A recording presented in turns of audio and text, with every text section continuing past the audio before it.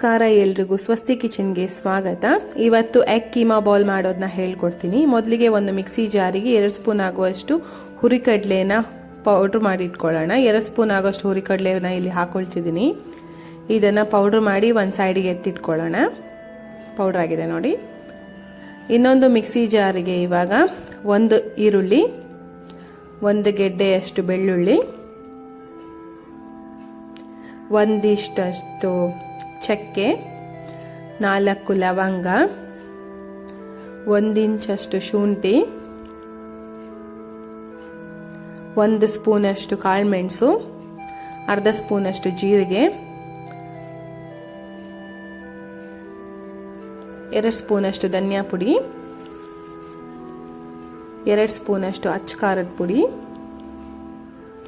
1 ಹಿಡಿಯಷ್ಟು ಕೊತ್ತಂಬರಿ ಸೊಪ್ಪು, ಅರ್ಧ ಬೌಲಷ್ಟು ಕೊಬ್ಬರಿ ತುರಿ ಅಂದರೆ ತೆಂಗಿನಕಾಯಿ ತುರಿ, ಆಮೇಲೆ ಸ್ವಲ್ಪ ನೀರನ್ನ ಸೇರಿಸಿ ಇದನ್ನು ಸ್ವಲ್ಪ ರುಬ್ಕೊಳ್ಳೋಣ. ಇವಾಗ ಈ ರುಬ್ಬಿರೋ ಮಿಶ್ರಣದಿಂದ 4 ಚಮಚ ಆಗುವಷ್ಟು ಮಸಾಲೆನ ನಾನು ಸೈಡ್ಗೆ ಎತ್ತಿಟ್ಕೊಳ್ತಿದ್ದೀನಿ ಕೀಮಾ ಉಂಡೆ ಕಟ್ಟೋದಕ್ಕಾಗಿ. ಇವಾಗ ಅದೇ ರುಬ್ಬಿರೋ ಮಸಾಲೆಗೆ ಒಂದು ಟೊಮ್ಯಾಟೊನ ಸೇರಿಸ್ಕೊಂಡು ಮತ್ತೆ ರುಬ್ತಿದ್ದೀನಿ ನಾನು. ಅದು ಫೈನ್ ಪೇಸ್ಟ್ ಆಗಬೇಕು ಈ ಥರ. ಇವಾಗ ನಾನಿಲ್ಲಿ 5 ಮೊಟ್ಟೆನ ತಗೊಳ್ತಿದ್ದೀನಿ. ಬೇಯಿಸಿರೋ 5 ಮೊಟ್ಟೆ ಇದೆ ನೋಡಿ. ಇದನ್ನು ಇವಾಗ ತುರ್ಕೋಬೇಕು. ಮೊಟ್ಟೆನ ತುರ್ಕೊಳ್ತಿದ್ದೀನಿ, ತುರ್ದಾಗಿದೆ. ಇದಕ್ಕೆ 1 ಚಿಕ್ಕದಾಗಿ ಹೆಚ್ಚಿರೋ ಈರುಳ್ಳಿ, 1 ಮೊಟ್ಟೆ, ಕೋಟಿಂಗ್ ಚೆನ್ನಾಗಿ ಬರಲಿ ಅನ್ನೋದಕ್ಕಾಗಿ 1 ಮೊಟ್ಟೆ. ಇದಕ್ಕೆ ಯಾವುದೇ ಥರ ನೀರನ್ನ ಸೇರಿಸ್ಕೊಳ್ಳಂಗಿಲ್ಲ.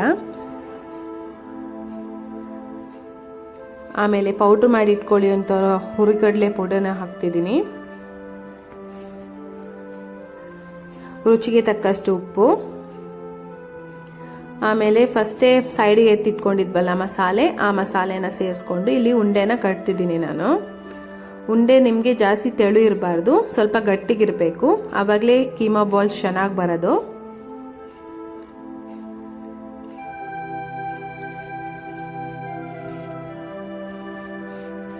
ಇವಾಗ ಈ ಥರ ಆಗಿದೆ ನೋಡಿ. ಈ ಥರ ಗಟ್ಟಿಗಿರಬೇಕು. ಇವಾಗ ಗ್ಯಾಸ್ನ ಆನ್ ಮಾಡಿಕೊಂಡು ಸಾಂಬಾರ್ ಗಿಡನ ಒಂದು ಪಾತ್ರೆ ಇಡ್ತಿದ್ದೀನಿ. ಇದಕ್ಕೆ 3 ಇಂದ 4 ಸ್ಪೂನ್ ಅಷ್ಟು ಎಣ್ಣೆನ ಹಾಕೊಳ್ತಿದ್ದೀನಿ.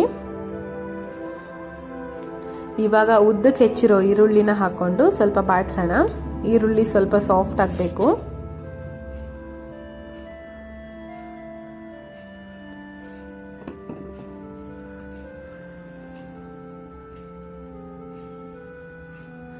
ಇವಾಗ ಟೊಮೆಟೊ ಹಾಕಿ ರುಬ್ಬಿಟ್ಟಿದೀವಲ್ಲ, ಆ ಮಸಾಲೆನ ಸೇರ್ಸೋಣ. ಇದಕ್ಕೆ ನಿಮಗೆ ನೀರು ಎಷ್ಟು ಬೇಕು ಆ ಮಸಾಲೆಗೆ ಹಾಕೊಳ್ತಿದ್ದೀನಿ ನೀರನ್ನ. ಇಲ್ಲಿ ಸಾಂಬಾರ್ ಸ್ವಲ್ಪ ದಪ್ಪನೂ ಇರಬಾರ್ದು, ತೆಳುನೂ ಇರಬಾರ್ದು, ನಾರ್ಮಲ್ ಕನ್ಸಿಸ್ಟೆನ್ಸಿಲಿ ಇರಬೇಕು. ಎಷ್ಟು ಬೇಕಷ್ಟು ನೀರನ್ನ ಸೇರಿಸ್ಕೊಳ್ಳಿ. ರುಚಿಗೆ ತಕ್ಕಷ್ಟು ಉಪ್ಪನ್ನ ಸೇರಿಸ್ಕೊಳ್ತಿದ್ದೀನಿ ಇಲ್ಲಿ. ಇವಾಗ ಮುಚ್ಚಳನ ಮುಚ್ಚಿಟ್ಟು 8 ರಿಂದ 10 ನಿಮಿಷ ನಾವು ಇದನ್ನು ಮೀಡಿಯಂ ಫ್ಲೇಮಲ್ಲಿ ಬೇಯಿಸ್ಬೇಕು. ಇವಾಗ ಕುದೀತಿದೆ ನೋಡಿ. ಇವಾಗ ಫ್ಲೇಮ್ನ ಲೋ ಇಟ್ಕೊಂಡು ಕೀಮಾ ಬಾಲ್ಸ್ ಏನಿದೆ ಅದನ್ನು ಹಾಕೊಳ್ತಿದ್ದೀನಿ ಇಲ್ಲಿ. ಕೀಮಾ ಬಾಲ್ಸ್ ಹಾಕಿದ ನಂತರನೂ ಅಷ್ಟೇ 8 ರಿಂದ 10 ನಿಮಿಷ ಬೇಯಿಸ್ಬೇಕು. ಎಲ್ಲ ಕೀಮಾ ಉಂಡೆನೂ ಇಲ್ಲಿ ಹಾಕೊಳ್ತಿದ್ದೀನಿ ನಾನು.